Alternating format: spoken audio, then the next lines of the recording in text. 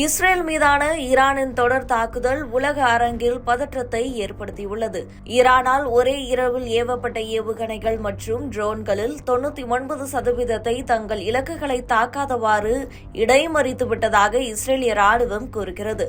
அதே சமயம் ஏப்ரல் 1ஆம் தேதி சிரியாவில் உள்ள ஈரானிய தூதரக வளாகத்தின் மீது நடத்தப்பட்ட கொடிய தாக்குதலுக்கு பதிலடியாக இந்த தாக்குதல் நடத்தப்பட்டதாக ஈரான் தெரிவித்துள்ளது. இந்த பிரச்சனையில் அடுத்து என்ன நடக்கும் என்பதே தற்போது கேள்வியாக மாறியுள்ளது. ஆனால் இது ஈரானின் தாக்குதலுக்கு இஸ்ரேல் எவ்வாறு பதிலளிக்கப் போகிறது என்பதை பொறுத்தே அமையும் என்று கூறுகின்றனர் வல்லுநர்கள். இஸ்ரேல் கவனமாக செயல்பட வேண்டும் என அமெரிக்க அதிபர் ஜோ பைடன் அறிவுறுத்தியிருப்பதாக அந்நாட்டின் மூத்த அதிகாரிகள் தெரிவித்துள்ளனர். ஒரு குறிப்பிடத்தக்க பதிலை கொடுப்போம் என இஸ்ரேல் ஏற்கனவே சபதம் செய்துள்ளது. தற்போதைய இஸ்ரேல் அரசாங்கம் இஸ்ரேலிய வரலாற்றில் மிகவும் கடுமையான மற்றும் ஒருபோதும் சமரசம் செய்து கொள்ள விரும்பாத ஒரு அரசாக கருதப்படுகிறது. அதனால் ஈரானின் இந்த நேரடி தாக்குதலுக்கு பதிலளிக்காமல் விட்டுவிட வாய்ப்பில்லை. இருந்தாலும் களத்தில் அதற்கென சில வாய்ப்புகள் உள்ளதாக கருதுகின்றன. இஸ்ரேல் பிராந்தியத்தில் உள்ள அண்டை நாடுகளின் பேச்சை கேட்டு மூலோபாய பொறுமையை கடைபிடிக்கலாம் என சொல்லப்படுகிறது. ஈரானை தாக்குவதற்கு பதிலாக லெபனானில் உள்ள ஹெஸ்புல்லா அல்லது சிரியாவில் உள்ள ராணுவ தளங்கள் போன்ற ஈரானின் நண்பர்களை குறிவைப்பதை தொடரலாம். இதை இஸ்ரேல் பல ஆண்டுகளாக செய்து வருகிறது. ஈரான் எந்த தளங்களில் இருந்து ஏவுகணைகளை ஏவியதோ இஸ்ரேல் அதை குறிவைக்கலாம் என்று சொல்லப்படுகிறது. நீண்ட தூர ஏவுகணை தாக்குதல்களால் பதிலடி கொடுக்கவும் முடியும். ஆனால் அப்படி நடந்தால் ஈரான் அதை போரின் தொடக்கமாக பார்க்கும். ஏனென்றால் இஸ்ரேல் நேரடியாக ஈரானை தாக்குவது அதுவே முதல் முறையாக இருக்கும். இதுவரை பிராந்தியத்தை சுற்றியுள்ள ஈரான் ஆதரவு போராளி அமைப்புகளை மட்டுமே இஸ்ரேல் தாக்கியுள்ளது. அப்படி இல்லை என்றால் ஈரானின் சக்தி வாய்ந்த புரட்சிகர காவலர் படைக்கு சொந்தமான தளங்கள், பயிற்சி முகாம்கள் மற்றும் கட்டுப்பாட்டு மையங்களை தாக்கி இஸ்ரேல் பதிலடி கொடுக்கலாம் என கூறப்படுகிறது. பிந்தைய இரண்டு விருப்பங்களில் ஏதேனும் ஒன்றை இஸ்ரேல் தேர்ந்தெடுத்தால் ஈரான் ஒரு புதிய தாக்குதலை மேற்கொள்ளும் அபாயமும் உள்ளது.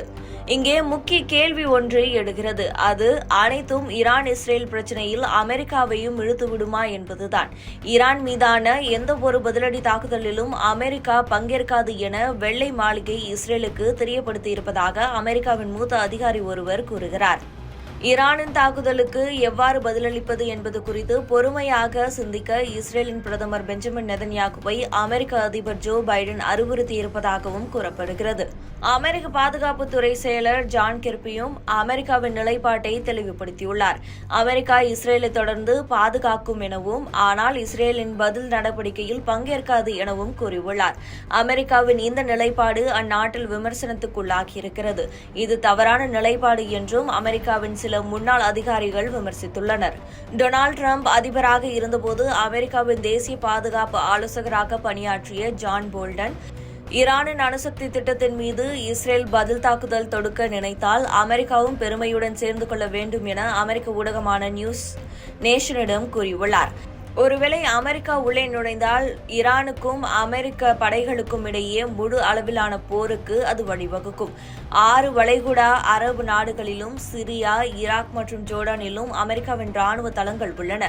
பல ஆண்டுகளாக சர்வதேச தடைகளை மீறி ஈரான் தயாரித்துள்ள பாலிஸ்டிக் மற்றும் பிற ஏவுகணைகளின் இலக்குகளாக இந்த அமெரிக்க ராணுவ தளங்கள் மாறக்கூடும்.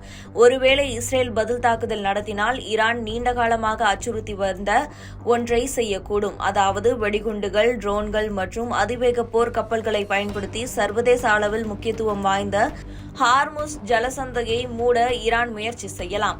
அப்படி நடந்தால் உலகின் எண்ணெய் விநியோகத்தில் கிட்டத்தட்ட கால் பகுதியை ஈரான் துண்டித்துவிடும். அமெரிக்கா மற்றும் வளைகுடா நாடுகளை பிராந்திய அளவிலான போருக்கு இழுத்து செல்லக்கூடிய வாய்ப்புகளையும் அது அமைத்துவிடக்கூடும் என்று கூறுகின்றனர் வல்லுநர்கள்.